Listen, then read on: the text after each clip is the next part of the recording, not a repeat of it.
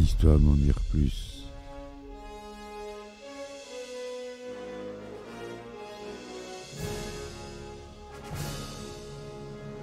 Eh ben attendez, on est en France. Allez, cul sec. Hop.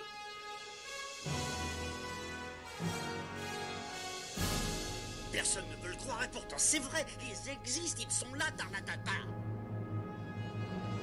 Non. Il faut qu'on pète.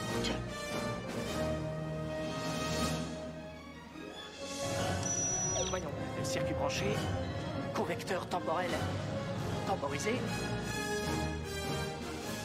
Bonjour, bienvenue sur Histoire d'en dire plus.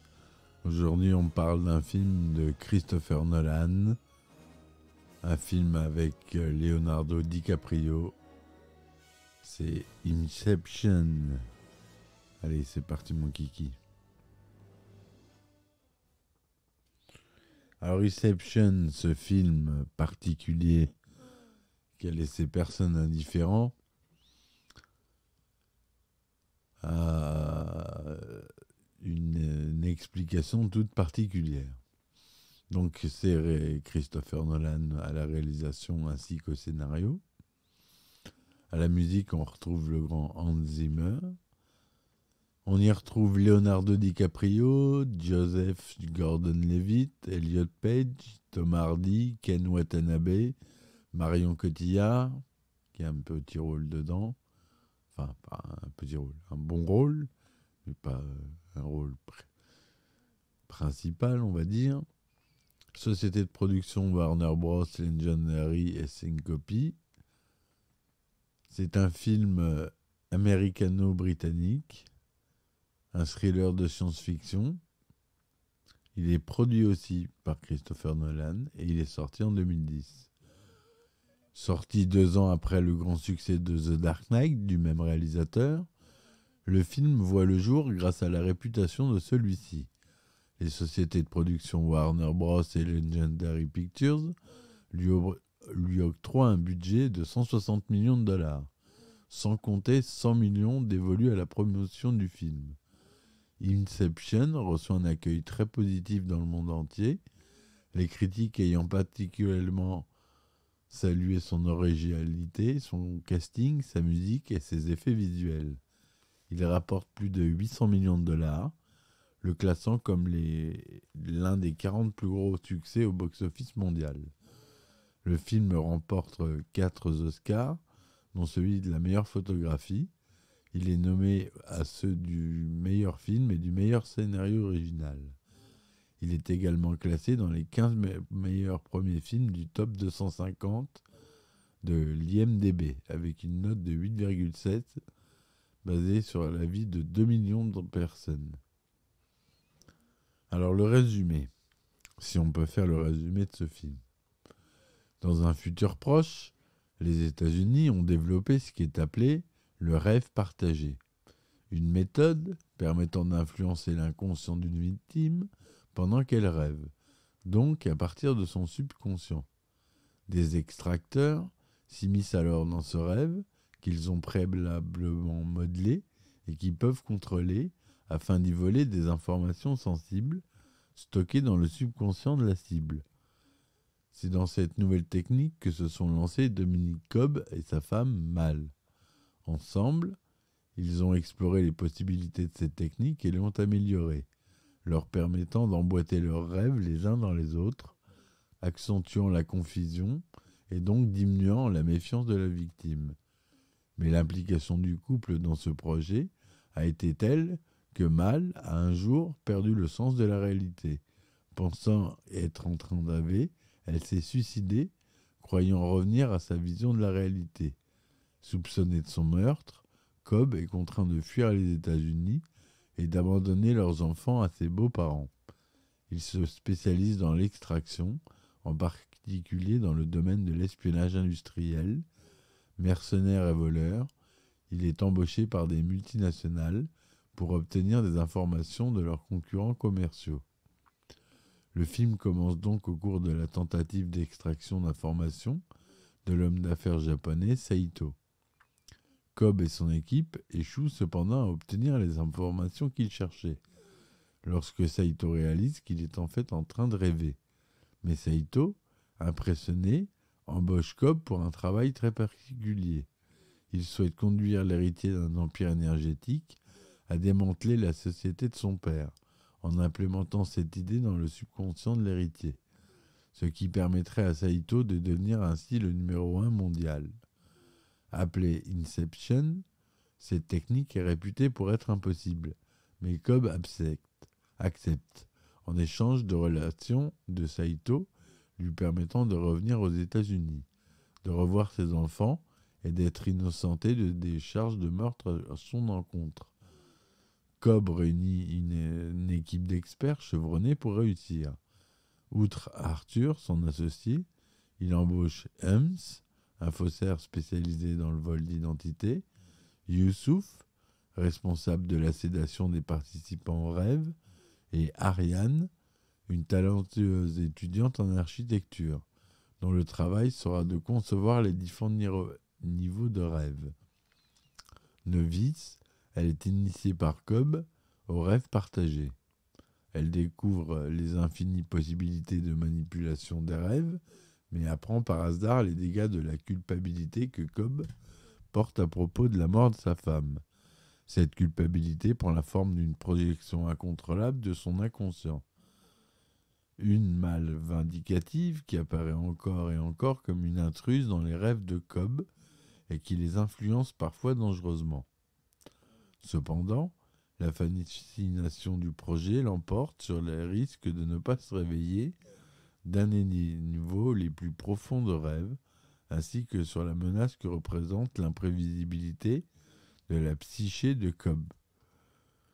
Pour l'aider, Arthur conseille à Ariane de se fabriquer un totem, un petit objet qui peut être visuellement commun, mais dont les propriétés physiques sont modifiées, densité, centre de gravité, etc.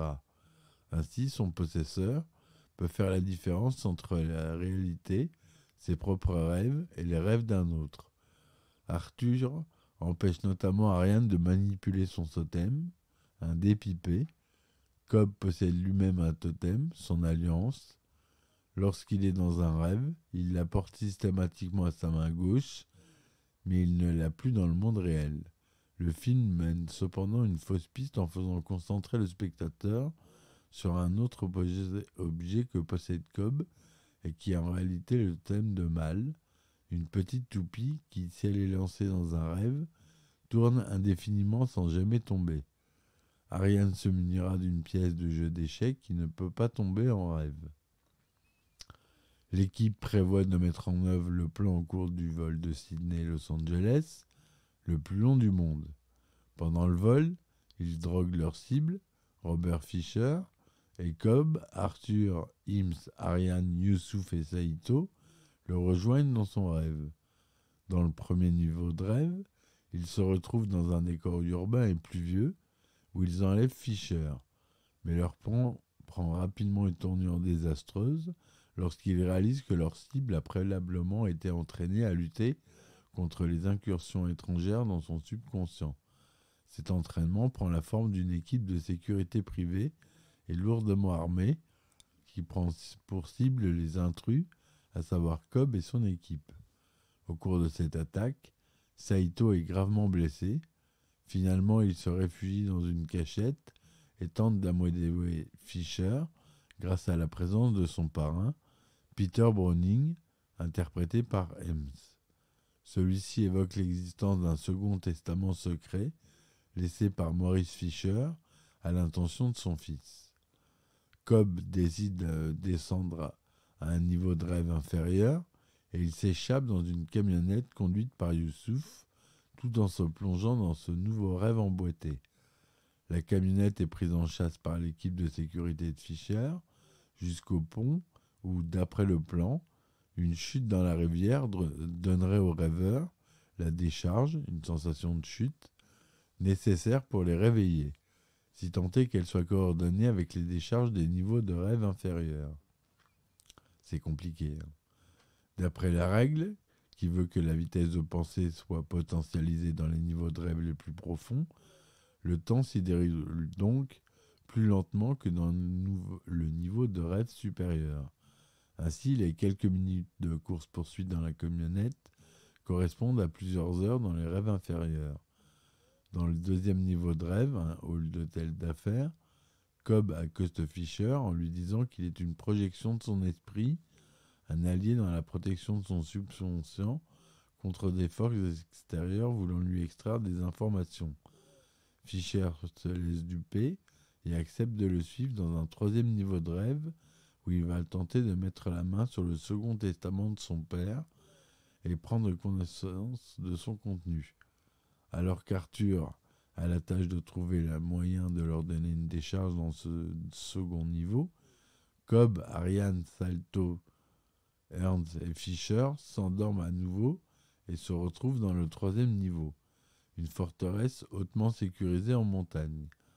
Après avoir réussi à s'infiltrer au cœur de la place forte, les choses se compliquent. Lorsque Saiko succombe à ses blessures et que Fisher est abattu par Mal, avant d'avoir pu ouvrir le coffre-fort contenant le testament. Mais Ariane persuade Cobb de pénétrer dans le dernier niveau de rêve, le plus profond, appelé les limbes, où se rassemblent tous ceux qui meurent dans un rêve, mais qui, en raison de grosses doses de sédatifs, sont incapables de se réveiller et sont donc condamnés à y errer pour l'éternité, le temps y étant distendu à l'infini. Dans les limbes, Cobb retrouve une projection de Mal qui tente de le convaincre de rester avec elle. Cobb révèle à Ariane comment il savait que l'inception était possible. Il l'avait déjà réalisé avec sa femme. À une époque, ils avaient décidé de s'installer dans les limbes et avaient construit tout un monde là-bas. Mal avait fini par oublier ce qui n'était pas la réalité, mais Cobb voulait revenir dans le monde réel. Il lui avait alors inséré l'idée qu'elle était dans un rêve, espérant ainsi la ramener dans la réalité. Mais l'idée avait tellement bien germé dans l'esprit de Mal qu'elle s'est finalement persuadée que la réalité dans laquelle elle avait émergé était simplement un niveau supérieur du rêve et que la réalité était plus haut encore. Alors qu'Ariane saute dans le vide avec Fisher pour se réveiller avec lui, dans le troisième niveau de rêve, Cobb part à la recherche de Saito, piégé lui aussi dans les limbes, sans qu'il n'ait aucune trace de retrouver ses enfants. Dans la forteresse, Fisher ouvre le coffre-fort où il découvre le fameux testament de son père, qui ne le convainc pas de suivre ses traces et de vivre une autre vie que la sienne. L'inception réussit donc, puisque Fisher, touché par la prétendue dernière volonté de son père, accepte de démanteler l'empire commercial de ce dernier. Cobb rencontre un Saito déjà devenu sénile et le persuade de tenir son engagement et de revenir à la réalité avec lui. Peu après, tous se réveillent dans l'avion alors que l'appareil amorce sa descente sur Los Angeles. Saito passe un appel, après quoi Cobb passe sans problème les contrôles de sécurité de l'aéroport. Il rentre donc enfin chez lui et il retrouve ses enfants. Avant de les rejoindre, Cobb lance sa toupie sur la table. Celle-ci tourne et vacille légèrement, mais Cobb ne regarde pas le résultat et le film se termine avant son éventuelle chute. Si le spectateur était attentif, il a compris que Cobb était bien dans le monde réel, car il ne portait pas sa bague au doigt. Ça, c'était la petite histoire pour bien comprendre la fin. Voilà ce film complètement fou, qui est à revoir plusieurs fois parce qu'il est sur plusieurs niveaux. Il est assez compliqué à comprendre. À la photographie, on retrouve Wally Pfizer. Au montage, Lee Smith. Hans Zimmer, comme j'ai dit, à la musique. Ça a été tourné en 35 mm et 65 mm de 40e, son Dolby Digital DDS SDDS. Durée 148 minutes. Il est sorti aux États-Unis le 16 juillet 2010 et en France le 21 juillet 2010. À cette époque-là, comme à notre époque maintenant, les films, il y a beaucoup moins de différences entre la sortie américaine et la sortie française. Leonardo DiCaprio, il joue Cobb, l'extracteur. Joseph Gordon-Levitt, il joue Arthur, l'organisateur. Elliot Page, Ariane, l'architecte. Tom Hardy, Ames, le faussaire. Ken Watanabe, Saito, le touriste. Marion Cotillard joue Mal. Dilep Rao joue Youssouf, le chimiste. Tom Berenger, Peter Browning. Michael Caine, professeur Stephen Miles. Voilà, comme acteur assez notable. La production a été assez longue, puisqu'elle a commencé au début des années 2000. J'en fais un résumé. Le tournage a commencé le 19 juin 2009 à Tokyo, avec la scène de l'hélicoptère où Saito engage Cobb. Les scènes inspirées par l'île d'Ashima au large de Nagasaki ont été reconstituées numériquement à partir de décors filmés au Maroc. Il y a eu beaucoup d'effets spéciaux. La post-production. Le film a principalement été tourné en format anamorphosé de 35 mm, ainsi que quelques séquences en 65 mm et les séquences aériennes en VistaVision. Contrairement à The Dark Knight, aucune image n'a été filmée en IMAX. Les séquences ont été ralenties, ont été tournées grâce à une caméra photosonique 35 mm à une vitesse de 1000 images par seconde.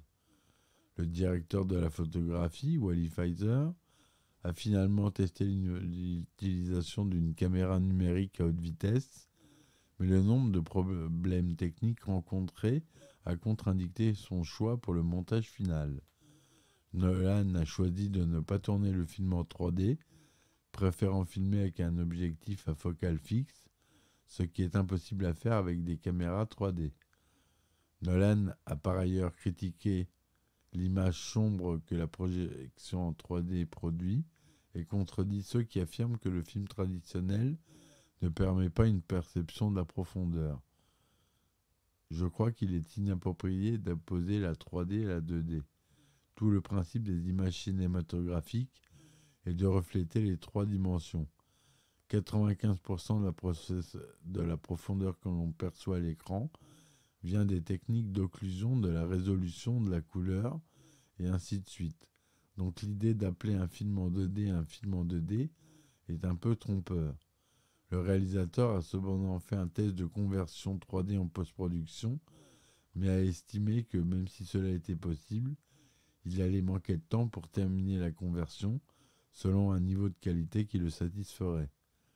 Pfizer a chanté de donner à chaque lieu et niveau de rêve une apparente différence afin d'aider le public à différencier la narration pendant la partie montage rapide aux 2/3 du film. La forteresse de la montagne semble stérile et froide et les scènes dans l'hôtel possèdent des teintes chaudes alors que les scènes dans le van sont plus neutres.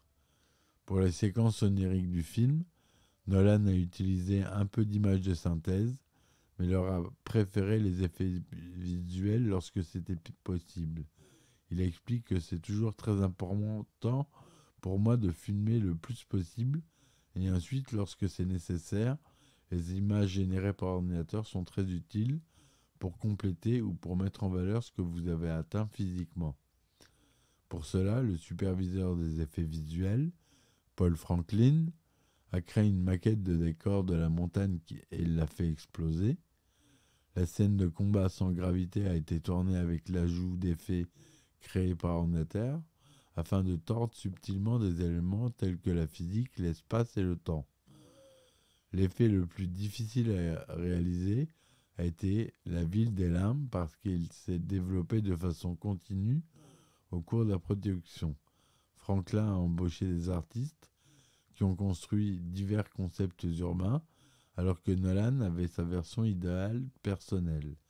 quelque chose de glacial, clairement moderniste dans son architecture, mais avec des pans entiers s'effondrant dans la mer comme des icebergs. Franklin et son équipe finalisent une ville qui ressemble à une version iceberg de Gotham City, mais avec en plus de l'eau qui court à travers. Pour cela, ils ont créé un modèle informatique à base d'un glacier, après quoi des designers ont inséré un programme qui crée des éléments comme des routes, des intersections ou des ravins, jusqu'à obtenir un ensemble complexe ressemblant à une ville, tout en conservant un aspect organique. Pour la séquence du Paris pliant, Franklin a fait appel à des artistes qui ont proposé des dessins conceptuels, à partir desquels son équipe a créé des animations informatiques brutes. Plus tard, pendant le tournage, Nolan a pu ainsi diriger DiCaprio et Page dans cette animation créée par ordinateur. Inception ne compte pas moins de 500 effets visuels, ce qui est assez peu par rapport à un film à effets spéciaux contemporains, où c'est entre 1500 et 2500 plans à effets spéciaux. Donc, il y en a peu, ils ont utilisé à bon escient dans ce film. Et les effets visuels ont été réalisés chez Deneg, Double Negative et New Deal Studio. Donc on a dit que la bande originale créée par Hans Zimmer, troisième collaboration avec Christopher Nolan après Batman Begins et Dark Knight.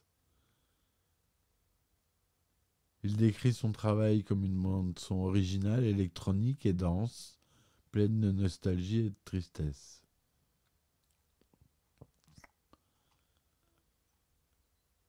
Voilà, je pense qu'on a fait le tour de ce film. Un film à revoir plusieurs fois pour bien comprendre tout le film. Moi, la première fois, je vous avouerai, j'ai pas tout compris. J'ai fait oula. Faut que je le revoie. Je l'ai pas re-regardé tout de suite, j'ai attendu un peu. Et je l'ai re-regardé. Je l'ai regardé au moins 3 ou 4 fois, j'ai dû le voir. Et à chaque fois, je comprenais. Je sais qu'il y en a encore. Il y a encore d'autres visionnages qui peuvent attendre. Voilà mes amis, j'espère que cette critique vous aura plu. N'hésitez pas à laisser des commentaires et des likes. Je vous remercie de m'avoir écouté. Je vous dis à très vite pour une nouvelle chronique. Supportez-moi sur mes différentes plateformes. Ulule, Patreon, Tipeee. Il y a des épisodes inédits, des anecdotes de tournage, etc. Allez, j'ai tout dit. Bonne soirée. Ciao, ciao. Histoire d'en dire plus.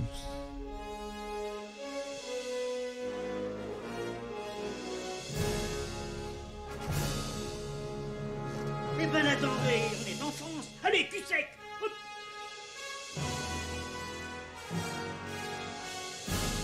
Personne ne veut le croire et pourtant c'est vrai. Ils existent, ils sont là, Tarnatata. Le glow. Le glow.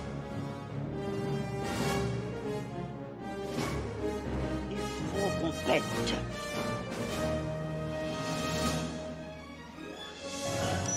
Voyons, circuit branché, correcteur temporel temporisé,